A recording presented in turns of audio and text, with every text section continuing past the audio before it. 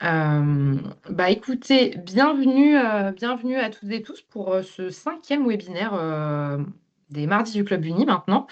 Ça commence un petit peu à faire. On a pas mal déjà de témoignages et de parcours différents qui ont été présentés. Donc aujourd'hui, vous êtes là pour le parcours sport santé. Euh, tac.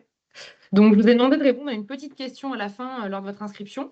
Donc, voilà le résultat. Où vous en êtes un petit peu tous, toutes les personnes inscrites dans ce parcours. Donc, il y en a la moitié qui n'ont pas encore démarré. Du coup, c'est plutôt intéressant. Ça va vous permettre voilà, d'avoir une vision de ce qui est possible. Donc voilà, j'espère que ça vous sera utile. Pour ceux pour qui c'est en construction, ce sera toujours temps d'ajuster si vous trouvez ça pertinent sur votre territoire. Puis pour ceux pour qui ça fonctionne, c'est aussi peut-être avoir une nouvelle vision et une nouvelle façon de procéder. Voilà, donc pour ceux qui connaissent pas Entracte, très rapidement, donc c'est un logiciel qui fait de la coordination de soins.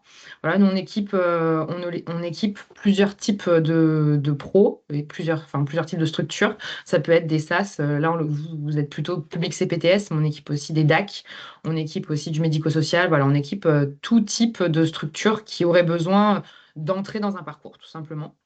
Voilà, donc je ne vais pas en dire plus là parce que ce n'est pas le sujet en lui-même, même si dans le cadre du parcours, on utilise Intract. Voilà, on va tout de suite passer au témoignage et on va commencer du coup par Amélie. Hop, donc Amélie, je te laisse la main. Alors bonjour, moi je m'appelle Amélie Kahn, moi je suis responsable de projet sur l'inter-CPTS 91 qui regroupe 4 CPTS en Essonne. Voilà, donc nous avons mis le parcours sport santé en place il y a 3 ans maintenant. Et donc voilà, je vais vous expliquer un petit peu comment on en est venu là. Nous, on est parti d'un constat. À la base, le constat, c'était que les médecins ne prescrivaient pas forcément l'activité physique adaptée parce qu'ils ne savaient pas forcément comment évaluer les limitations fonctionnelles de leurs patients, ils ne savaient pas vers qui orienter leurs patients, ils ne savaient pas quelles étaient les différentes compétences des éducateurs sportifs formés en sport santé ou en APA, et du coup, ça les bloquait dans leur prescription. Et donc, l'idée est venue d'essayer de mettre en place un parcours pour leur faciliter la tâche. Sur notre territoire, on a la chance d'avoir des maisons sport santé. Donc, moi, je vais vous présenter un parcours qui s'appuie sur les maisons sport santé. Donc, on a rassemblé 3 maisons sport santé qui sont présentes sur le territoire. Et on les a rassemblées autour d'une même table pour discuter ensemble. Excusez-moi, j'ai perdu mon... Je viens de faire une manip, je suis désolée.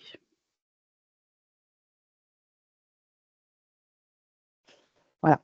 Donc, on les a rassemblés autour d'une table pour leur proposer de travailler ensemble et voir comment on pouvait ensemble faciliter l'adressage et la prescription des patients vers le sport santé. Ça a abouti à la signature d'une convention. Donc, il y a 3 CPTS de l'inter-CPTS et 3 maisons sport santé du territoire qui ont signé cette convention. Et qu'est-ce qu'a dit cette convention? Elle dit que grâce à Entracte, les médecins vont pouvoir adresser facilement leurs patients aux maisons sport santé. Donc, on a créé un déclenchement Entracte qui s'appelle activité physique adaptée. Le médecin, il ne se pose pas de questions, il déclenche Entracte activité physique adaptée. Et de l'autre côté, les 3 maisons sport santé vont recevoir la demande. Et en fonction du profil du patient, en fonction de là où il habite, en fonction des spécificités des maisons sport santé, l'une d'elles va accepter le déclenchement. L'avantage avec Entracte, c'est qu'une fois que la maison sport santé a recontacté le patient, si elle s'aperçoit que tout compte fait, elle n'est pas la plus pertinente pour le prendre en charge, elle va pouvoir redéclencher le patient via Entracte vers une autre maison sport santé pour qu'il soit pris en charge. C'est donc les maisons sport santé qui ensuite vont recontacter le patient pour prendre rendez-vous pour le bilan initial. Et les maisons sport santé vont pouvoir, via Entracte, informer le médecin prescripteur de la prise en charge du patient, de ce qui a été décidé pour lui. Ils vont pouvoir lui envoyer le bilan initial et le médecin va pouvoir suivre comme ça la prise en charge de son patient. Et bien sûr, intervenir s'il le souhaite. Selon les cas, les maisons sport santé elles prennent en charge soit les patients au sein de leur maison sport santé, soit elles les réadressent vers des clubs sportifs qui ont des coachs formés en sport santé. Les gros avantages de ce parcours qui passe par les maisons sport santé, c'est déjà que le patient est recontacté par la maison sport santé. Donc, ça évite tous ces patients qui vont chez leur médecin, qui reçoivent la prescription médicale de sport santé et qui rentrent à la maison, qui la posent sur le buffet et puis après, bah, il ne se passe rien, ils ne prennent pas la peine de contacter la maison sport santé et en fait, il n'y a jamais de prise en charge qui débute. Là, comme le patient est rappelé par la maison sport santé, eh ben, on a quasiment 100% de prescriptions qui aboutissent à une prise en charge. Ensuite, le fait de faciliter la prescription, pour le médecin, ça lui retire quand même, une lourde charge, heu, parce que le médecin, en se connectant en Entracte avec, la connexion, sécurisée qu'il a sur Entracte, on est sûr que c'est bien le médecin qui fait la demande et donc ensuite, si dans le motif de prescription, il indique bien pourquoi il adresse son patient et quelles sont ses limitations fonctionnelles, on a tous les éléments qui sont présents pour pouvoir considérer que le déclenchement Entracte qui est fait office de prescription et le médecin n'a pas à ajouter d'autres documents à sa demande. Voilà, le simple déclenchement fait office de prescription et il peut, prescrire l'activité physique adaptée vraiment très simplement pour ses patients. La maison sport santé, du coup, c'est elle qui va réaliser le bilan initial du patient et elle, elle a les compétences pour vraiment, en fonction de ce qu'elle va voir chez le patient, des limitations fonctionnelles qu'elle va, elle, constater chez le patient, ils ont toutes compétences à pouvoir déterminer quel est le niveau de prise en charge qui est nécessaire pour ce patient et s'il va pouvoir être pris en charge par un club sportif qui a juste un coach formé en sport santé ou alors est-ce qu'il faut une prise en charge avec des éducateurs APA qui sont plus formés et donc qui va rester au sein de la maison sport santé pour une prise en charge plus sécurisée. Et en fait, ce parcours-là, il permet vraiment à chacun de se remettre au centre de ses compétences, c'est-à-dire le médecin, lui, il constate juste que son patient aurait besoin d'activité physique adaptée, il la prescrit et la maison sport santé, elle, a les compétences pour vraiment, heu, orienter le patient vers le bon éducateur ou coach, en fonction des limitations. Et bien sûr, grâce à Entracte, on a une traçabilité de tout ce qui est fait et grâce à la supervision, des coordinateurs, on peut, s'assurer qu'il y ait pas de perte. C'est comme ça qu'on arrive à 100% d'acceptation parce que si jamais il y a un déclenchement qui est pas pris, parce que dans le déclenchement, le médecin s'est trompé et qu'il a mis que 1 jour ou 2 jours de délai de réponse et qu'on était vendredi, bon, bah, il y a des fois, il peut arriver qu'il y ait des déclenchements qui se perdent comme ça, mais grâce à la supervision des coordinateurs, on arrive à redéclencher, on arrive à avoir 100% d'acceptation. Voilà. On ne t'entend pas, tu n'as pas remis ton micro. Pardon, je disais merci, c'était clair, tu as parlé très lentement. L'IA qui enregistre, le webinaire va adorer et on va avoir tout ton détail de ton discours, très bien écrit. Donc merci, c'était top. C'était top. Du coup, bah, si vous avez des questions pour Amélie, je vous invite à les garder pour la fin ou à les écrire dans le chat, hein, comme vous préférez. On va passer du coup, à Franck, si tu veux bien prendre la parole, c'est à toi. Ok, donc merci. Bonjour à tous. Donc nous, la CPTS du Val d'Orge, on fait aussi partie de l'inter-CPTS 91. Sauf que nous, on a travaillé d'une autre façon parce que sur notre territoire, on n'a pas de maison sport santé. Donc on a décidé d'aller travailler directement avec les clubs sportifs qui ont des coachs APA. Donc là, il y a quand même, enfin voilà, il faut savoir qu'il y a quand même un petit travail à faire puisqu'il faut aller recenser les clubs sportifs qui ont ces coachs-là. Dans le principe du déclenchement, ben, ça fonctionne de la même façon, hein, c'est-à-dire que le médecin va déclencher sa demande. Pour le moment, il me déclenche à moi, c'est ce qu'on a demandé, c'est-à-dire que ça passe par le coordinateur afin de s'assurer que tout est OK. Et il va aussi mettre en tract, contrairement à ce qui est fait avec les autres CPTS, on va lui demander à ce qu'il mette la prescription. Comme ça, on sait qu'elle est dans Entracte, puisqu'Entracte peut garder ces documents-là sans aucun problème, puisqu'il est sécurisé. Et de là, nous, après, on va adresser.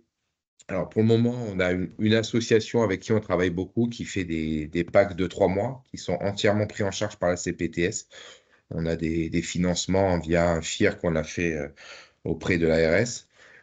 Et donc, c'est 3 mois de sport qui sont proposés aux patients. sur de la remise en forme. Donc, du coup, le PS va me déclencher. Moi, je vais vérifier que c'est correct, qu'on a tous les éléments. Et ensuite, je vais aller déclencher cette association avec qui on travaille pour que eux, derrière, prennent en charge le patient. Donc, contacter le patient, ils vont faire un bilan, un premier bilan que le patient va avoir avant de commencer son activité. Derrière, on va lui donner toutes les infos pour les activités qu'il va pratiquer. Donc, normalement, pour ces patients-là, avec cette association-là, on est à 2 séances en groupe par semaine plus une individuelle, et ça pendant 3 mois. Et à la fin de ce cycle, l'association sportive refait un bilan et tout ça pour être mis dans Entracte. Ce qu'on a aussi, enfin, ce qu'on est en train de développer actuellement et qui va se gérer par Entracte, c'est qu'à un moment donné, si on a un patient qui va, pour X raison, arrêter ce cycle de sport, le coach sportif va pouvoir déclencher une demande j'ai perdu le terme, un entretien motivationnel, voilà, c'est bon, j'ai retrouvé, pour qu'un psychologue puisse prendre contact avec le patient et faire un point sur pourquoi il n'a pas continué cette activité. Et ça va se faire aussi via l'application Entracte, puisque les psychologues sont rattachés à ce système de sport santé qui est intégré dans Entracte. Et derrière, là, on est en train de regarder, ça c'est un échange qu'on va avoir avec les psys, puisque là, on a un cycle qui va démarrer, donc ça va être une première dans ce pack-là, de savoir si on intègre le premier questionnaire directement via l'application ou alors si on le fait en parallèle. Voilà, donc ça c'est un truc qu'on est en train de regarder, qu'on est en train de développer avec Isabelle en ce moment.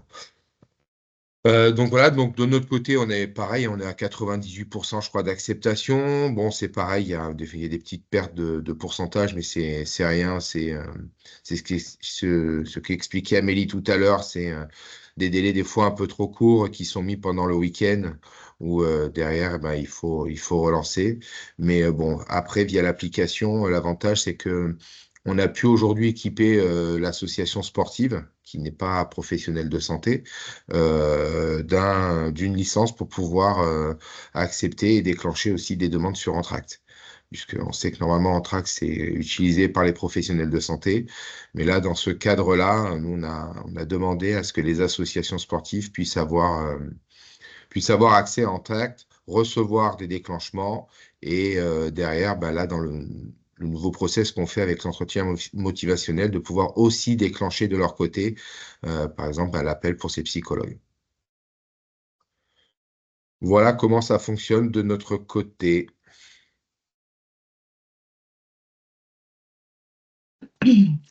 Eh ben, merci beaucoup. Je précise que les chiffres, là, les 107 déclenchements, c'est pour l'année, du coup. Oui, Oui, c'est cette année, ouais. c'est Ouais, parce ça, qu'on c'est n'a cette pas année. précisé dessous, j'étais en train de Oui, voir, oui. c'est pas depuis le début du dispositif, hein. C'est Non, non, sur l'année, il y a eu 107 c'est ça, patients c'est pris en ça. charge. Ok, ça marche. Bah, écoutez, c'est le petit temps qui vous est dédié des questions-réponses. Alors, je ne sais pas, Claire, est-ce qu'on a des questions sur le chat déjà ou pas? Alors, pas encore, mais n'hésitez pas, si vous Ok. voulez les poser à l'oral, c'est le moment. Eh bien, allez-y, Madame Toraille, je vous en prie, Bonjour. posez votre question. J'ai une toute petite question concernant les bilans. Vous envoyez les patients, enfin pour les 2 CPTS, vous envoyez les patients vers les maisons de santé. Est-ce que par hasard, les bilans sont pris en charge par quelqu'un autre que le patient ou pas? Alors moi, si je Ou peux c'est une autre répondre, problématique? pour la CPTS du Val d'Orge, tout est gratuit pour le patient, que ce soit du Donc vous bilan, de prenez en charge le l'activité. bilan? Oui, oui, oui, c'est ça. D'accord. Nous, aujourd'hui, c'est l'association avec qui on travaille qui fait l'intégralité de la prestation de A à Z. Donc, le patient n'a rien à régler. D'accord. OK. Voilà, mais effectivement, à Val d'Orge, c'est financé par le FIR, c'est ça, C'est ça. hein? Ils ont fait une demande de Oui, FIR à l'ARS et donc ils ont une enveloppe qui leur permet effectivement que la prise en charge soit entièrement prise que la D'accord. prise en charge financière soit prise et que ça ne coûte rien aux patients, ce qui est vraiment le gros avantage effectivement de leur parcours. Par contre, côté maison sport santé, pour l'instant, non, il n'y a pas de financement trouvé. Il y a des maisons sport santé qui ont conventionné avec des mairies. Oui, Et nous, donc de notre côté, les bilans initiaux du coup effectivement. sont pris en charge par les mairies pour, dans certaines conditions et sinon il faut inviter toujours eux, les maisons sport santé s'occupent, d'inviter les patients à se rapprocher de leur mutuelle ou de leur assurance Oui. parce qu'il y a de plus en plus de mutuelles ou d'assurances qui prennent en charge une partie, mais c'est toujours une partie, du sport santé, quoi. Oui, c'est le discours qu'on a de notre côté aussi, puisque nous, on Voilà. s'est renseigné auprès, de la maison de santé des Ulis, parce que nous, on est en démarrage de parcours. On est encore Alors en train de vous êtes où du coup? Parce nous, que c'est la CPTS Cœur Santé Orgivette ah oui et d'accord. on est, voilà, on est Mmh. situé du côté de Longjumeau, Oui, Chimay-Mazarin, oui, bah, on est voisins. Saint-Gilles. Oui, voilà. Et du coup, on démarre vraiment petitement, le parcours. On a eu des rendez-vous avec le département de l'Essonne, qui, Mmh. se dit prêt à intervenir avec nous, peut-être d'un point de vue financier, il faut en discuter avec eux, mais Mmh. voilà. Et je Après sais que le département de madame Vallée, qui est chargée de mission au sport santé, au département de l'Essonne qu'on a rencontré donc, avait, rencontré, la CEPAM du 78 pour cette histoire de prise en charge des bilans pour le patient qui pose problème. Parce que dans le 78, c'est pris en charge par la CEPAM, mais pas dans le 91. Et du coup, nous avait indiqué que un rendez-vous était pris avec celle du 91 pour en discuter et faire en sorte que les choses changent. mmh. Voilà, on en est là, nous. Ouais, mais effectivement, la maison sport santé des Ulis a conventionné avec plusieurs mairies. Donc, Oui, et en fait, et c'est eux qui nous ont dit effectivement qu'il y avait des mairies qui parfois décidaient que s'ils prenaient 100 dossiers, par exemple, et que les 100 dossiers, s'ils étaient acceptés, c'était pris pour un peu comme le Val d'Orge fait, c'est-à-dire pour quelques mois, c'était pris en charge. Euh, il y avait une partie, il y avait le bilan qui était pris en charge, il y avait des activités qui étaient prises en charge, mais seulement quelques dossiers. Voilà. mmh. Donc, on en est là pour l'instant. Après, il existe une étude aussi qui débute tout juste, au niveau du CHSF, donc en Essonne, hein, pour ceux qui ne sont pas d'Essonne, c'est un hôpital de l'Essonne. Oui, oui. Au niveau du diabète, il y a une étude qui se lance, pour essayer de démontrer les bienfaits de l'activité physique adaptée chez les patients diabétiques et essayer de montrer que ça fait diminuer du coup les thérapeutiques et qu'au final ça fait une économie pour la CEPAM et donc l'étude est lancée et on espère qu'à la fin de l'étude, on pourra prouver par A plus B que ça vaudrait vraiment le coup de prendre en charge un peu plus le sport santé et qu'au final, il serait gagnant, quoi. Bah oui. Mais voilà, mais c'est que le début, donc on saura que, va falloir attendre quelques années, quoi. Mm. Mais c'est sûr que c'est le gros souci de toutes les prises en charge, c'est l'aspect financier du sport santé qui est quand même pas moindre et qui est très bloquante dans beaucoup de situations. Mmh. Et aussi, et là je viens vers, monsieur Oneto, vous dites que vous avez fait, un recensement, des clubs, dans votre coin. Nous, de ce qu'on a compris, d'une discussion avec madame Vallée, il y a, les éducateurs APA, il y en a pas tant que ça parce que c'est une formation extrêmement spécifique qui n'existe pas forcément en tant que telle d'ailleurs, puisqu'elle, elle l'a fait. Et elle dit qu'il y en a très peu en fait dans les clubs et que c'est surtout des coachs sportifs. Mais du coup, en tant que coach sportif, ils ne peuvent pas forcément prendre tout le monde au niveau patientèle, je parle. Quand on envoie des ALD, des diabètes, je ne sais pas ce qu'il en est de votre côté. Alors oui, en effet, c'est-à-dire que les coachs APA ne peuvent pas prendre des. Puis après, je laisserai répondre Isabelle Grange, hein, que j'ai vu lever la main, qui est la directrice de l'EPGV et l'association avec qui on travaille. Donc oui, les coachs APA ne peuvent pas prendre tous les types de patients, c'est-à-dire qu'il y a trois niveaux de patients. Et aujourd'hui, on travaille aussi en parallèle avec les kinés pour pouvoir faire justement du sport santé avec des patients à pathologie lourde en fait. Donc, ils peuvent pas D'accord. suivre un groupe, on va dire, apte, hein. C'est-à-dire qu'aujourd'hui, quand on fait du sport santé, on va pas prendre déjà des patients qui ont l'habitude de faire un peu de sport, même si c'est une Oui, fois de temps en temps. C'est vraiment des patients qui sont éloignés de l'activité sportive. oui. C'est des patients en ALD, c'est des patients en obésité assez sévère. Voilà, donc c'est une remise à l'activité sportive de 3 mois qui fonctionne bien hein, chez nous avec le PGV. On a de très bons retours là-dessus. Voilà. Et après, pour les patients donc avec des pathologies beaucoup plus lourdes, là, on est en train de travailler parce que, ben, comme nous, on n'a pas de maison sport santé, avec les kinés, on a Audrey Rousselin qui est kiné dans notre bureau et qui est en train de développer justement cette partie-là pour que justement on puisse adresser peut-être plus aux kinés les patients avec des grosses pathologies. Dernière petite question, je suis désolée hein, pour la dame. Vous signez une convention avec les kinés? Pour le moment, non. Pas pour le moment, mais ça va être probablement envisageable peut-être avec un cabinet, si jamais on a ça, puisqu'en plus on a un gros centre de kiné, nous, sur le territoire à Kiné Alliance, donc peut-être pourquoi pas. D'accord. Merci. De rien, Anne. De rien, Franck. On se connaît avec Anne, hein. Oui, oui, c'est On pour ça. travaille de temps en temps ensemble. Elle a voulu me vous voyez, je sais pas, peut-être que j'ai pris de l'ampleur comme je on peut me tutoyer, Anne, il y a pas de souci. Faut respecter les formes. Madame Grange, du coup, vous vouliez vous Oui, bonjour, exprimer? bonjour à tous. Excusez-moi de la connexion un petit peu tardive. Donc oui, repréciser effectivement que oui, il faut bien donc une formation spécifique pour les éducateurs sportifs pour pouvoir effectivement encadrer de l'activité physique adaptée. Oui, cette formation existe. Hein. Là, je comprends pas pourquoi l'élu a dit qu'il n'y avait pas vraiment de formation. J'ai mal C'est compris. peut-être moi qui ai mal compris. Hein. Ah oui, oui, parce qu'il y a des formations depuis maintenant. Moi, pour vous dire, je suis à la base éducatrice sportive et je me suis formée la première fois il y a 11 ans. Donc, il y a longtemps qu'elles existent, ces formations. Ce qu'il y a, c'est qu'il y a une dizaine d'années, ça n'intéressait pas grand monde.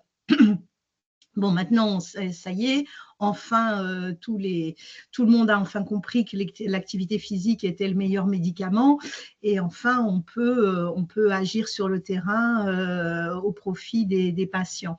Donc, il y a des formations spécifiques. Bien évidemment, il faut faire attention que ces formations soient bien agréées et permettent ensuite l'encadrement.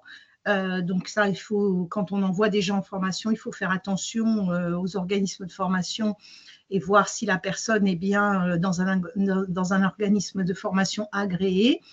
Et effectivement, selon l'activité sportive, donc nous, notre fédération, elle est engagée dans le sport santé depuis toujours. Donc effectivement, c'est un axe prioritaire à l'EPGV. Mais effectivement, selon les secteurs d'activité sportive, il y a plus ou moins d'éducateurs sportifs formés, évidemment. Nous, chez nous, pour vous donner à l'EPGV en Essonne, on a une vingtaine d'éducateurs sportifs formés et sur les 160 licenciés à notre fédération en Essonne. Voilà. Donc petit à petit, les gens vont se former. La formation, elle consiste en un tronc commun et ensuite à des spécifiques liés à des pathologies. Voilà comment ça se passe. Et on a une vingtaine de clubs en Essonne qui proposent des cours d'activité physique adaptée en plus des packs que nous mettons en place avec certaines CPTS. En l'occurrence, là, la CPTS Val d'Orge depuis 3 ans. Ouais, ça doit être la troisième année. Ouais. Voilà. Juste pour compléter, je me permets de continuer. Donc là, c'est la formation qui concerne les coachs sportifs qui se forment en sport santé. Et il existe une autre formation qui là passe par STAPS, qui est une vraie formation diplômante d'éducateurs sportifs en activité physique adaptée et qui, eux, du coup, peuvent prendre en charge des limitations fonctionnelles plus lourdes. Et ça, c'est les éducateurs sportifs qu'on va retrouver dans les maisons sport santé ou en libéral. Voilà, c'est ce qu'on disait tout à l'heure, c'est qu'il y a plusieurs niveaux de prise en charge. Les médecins ne sont pas forcément au courant de tout ça et n'ont pas, voilà, ils ne sont pas formés, donc ils ne savent pas tout ça. Et donc, il ne faut pas hésiter à faire un travail pour expliquer ça aux médecins et comme ça, ça les rassure et ils savent vers qui orienter leurs patients en fonction de leurs limitations. Alors après, les autres sont aussi des vraies formations, hein. Oui, mais ils peuvent pas prendre après au final, c'est pas la même formation, c'est une petite spécialisation du coach en fait, c'est pas une formation. Non, c'est pas une petite spécialisation. On est sur une formation qui est quand même assez conséquente et qui de toute façon ouvre des droits d'encadrement qui Ah sont oui, reconnus. oui. Donc, Ah oui, oui, oui, voilà. oui, bien Et sûr. effectivement, rien à voir avec une Pas la formation même éducation, oui. universitaire. Après, ce qu'il faut savoir, c'est que les jeunes qui sortent de l'université, généralement aspirent à autre chose qu'à donner des cours à droite, à gauche. Donc, c'est le problème.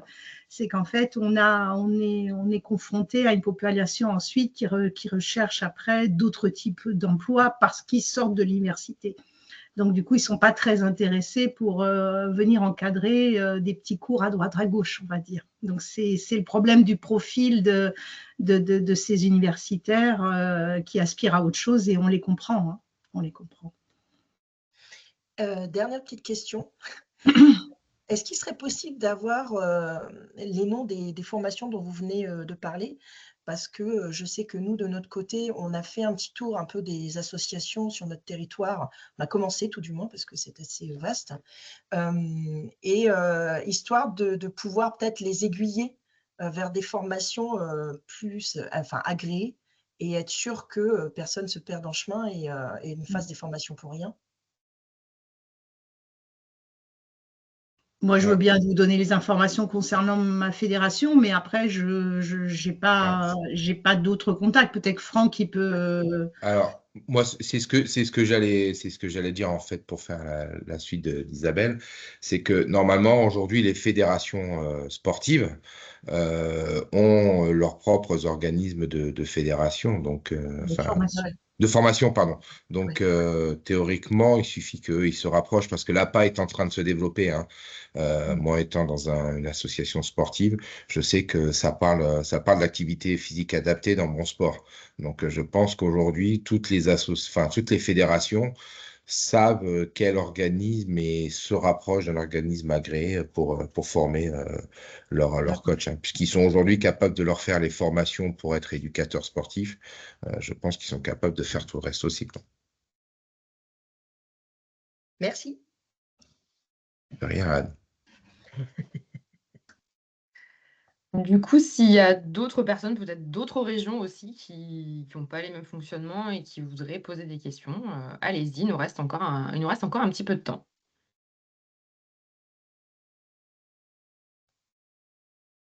Alors, Si- juste pour Ouais. revenir sur l'histoire du FIR, donc nous, aujourd'hui, comme on a un FIR, on n'a plus de subvention ACI Ah oui, d'accord. pour le sport santé. Donc ça, faut le savoir aussi. Sinon, ça fait des doubles financements. Donc si demain vous décidez de faire une demande de FIR, sachez que vous n'aurez pas ou beaucoup moins de subventions ACI pour le sport santé. D'accord? Parce qu'il il faut pas que ça puisse financer les mêmes choses. Ok. Voilà. Donc ça, c'est un petit point quand même important à savoir. Oui. Après, l'enveloppe qui est quand même donnée sur la partie ACI, elle permet de faire quand même un petit peu de sport santé, hein, puisque nous, on a commencé comme ça, hein. On a commencé avec l'enveloppe des ACI. Et après, donc, pour essayer de répondre à un peu plus de demandes qu'on avait pour les patients, on a dû passer par un FIR parce que l'enveloppe des ACI ne suffisait pas. Vu qu'aujourd'hui, nous, dans notre mode de fonctionnement, c'est 100% gratuit pour le patient. Ok. Du moins pour les 3 mois, par exemple, qu'on fait avec le PGV. C'est-à-dire que pendant 3 mois, le patient n'a rien à payer. Et après, l'objectif, c'est à la fin de ces 3 mois, ben, soit il poursuit en prenant lui-même sa propre licence auprès de l'EPGV, ou soit on est capable de lui orienter d'autres clubs sportifs qui ont des coachs APA et de pratiquer une autre activité physique. Voilà. Mais le travail de recensement des coachs APA est un petit peu compliqué. Ouais. Voilà. Je confirme.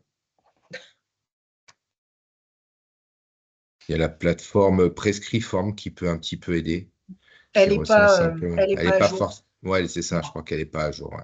Non, non, elle n'est pas à jour. Enfin, en tout cas, nous, on s'en est rendu compte sur notre territoire. Parce que moi, je pratique du sport adapté déjà, et l'association qui me le fait n'est pas reconnue déjà. Les gens ne savent pas que Prescriform existe. Il y a beaucoup de clubs qui ne savent pas que ça existe, donc du coup, ils ne sont pas inscrits et donc pas connus. Voilà. Et je pense que voilà, nous, on s'en rend compte en contactant les associations. On a fait ça en septembre. Dans chacune de nos villes, on a essayé de faire un petit peu le tour. Là, on va continuer. Mais moi, je me suis rendu compte, en tout cas dans ma ville à moi, qu'il y a beaucoup d'associations qui même confondent sport santé, sport adapté, coach à pas à pas. Voilà. Ils confondent beaucoup et ils ne sont pas forcément au courant.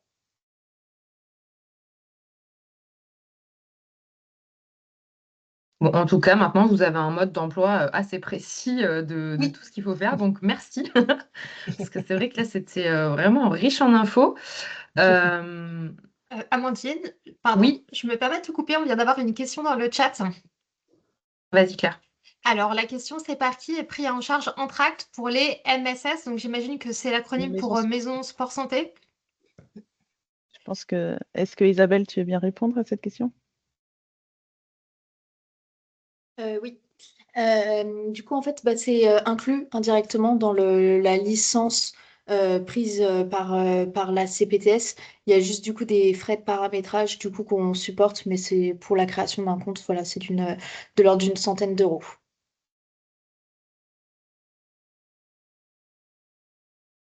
Voilà, c'était la seule question. N'hésitez pas s'il y en a encore une, on est là pour ça.